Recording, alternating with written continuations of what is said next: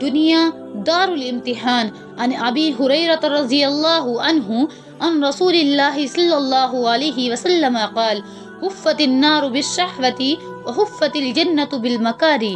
حضرت ابو ہریرہ رضی اللہ تعالی عنہ ارشاد فرماتے ہیں کہ رسول کریم صلی اللہ علیہ وسلم نے ارشاد فرمایا، جہنم کو خواہشات اور جنت کو ناپسندیدہ چیزوں سے گھیر دیا گیا ہے۔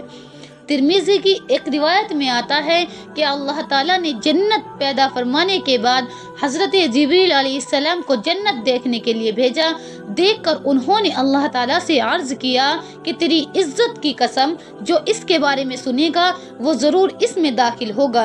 پھر اللہ تعالیٰ نے ان کو ناپسندیدہ چیزوں سے گھیر دیا گیا تو حضرت جبریل علیہ السلام نے عرض کیا کہ اب تو مجھے ڈر ہے کہ کوئی اس میں داخل نہ ہو سکے گا۔ پھر ان کو دوزخ دیکھنے کے لیے بھیجا گیا۔ دیکھنے کے بعد انہوں نے عرض کیا کہ اس کے دیکھنے کے بعد کوئی اس میں داخل نہ ہوگا۔ پھر اللہ تعالیٰ نے اس کو مرغوبات سے گھیر دیا گیا تو حضرت جبریل علیہ السلام نے فرمایا کہ اب تو کسی کا بھی اس سے بچنا مشکل ہے۔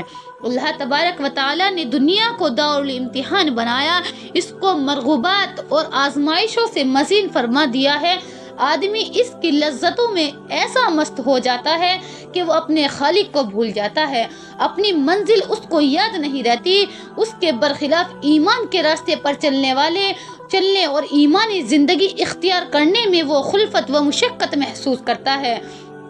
اس کو اپنے خواہشات و مرضیات کے خلاف چلنا پڑتا ہے۔ یہی اس کے لیے سب سے بڑی آزمائش اور امتحان ہے۔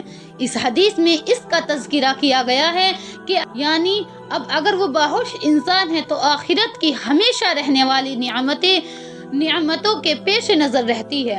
دنیا کی فانی زندگی کو وہ آخرت کی کھیتی کے طور پر استعمال کرتا ہے اور یہاں کی مرغوبات کو اصل نہیں سمجھتا، بلکہ اس کی نظر اپنی منزل پر رہتی ہے، یعنی آخرت پر رہتی ہے۔ اس کو صرف آخرت کی طلب و پکار رہتی ہے، فکر رہتی ہے، جہاں ہمیشہ رہنا ہے۔ دنیا میں وہ اس کی تیاری میں مشغول رہتا ہے اور اسی کے لیے وہ اپنی ساری توانائی صرف کرتا ہے اور حق یعنی اپنی سب پسندیدہ چیزوں کو چھوڑتا ہے۔ اور حق یہی ہے کہ دنیا و آخرت حقیقت پر منکشف ہو جائے تو اس کا حال اس کے سوا کچھ بھی نہیں ہو سکتا۔ بے شک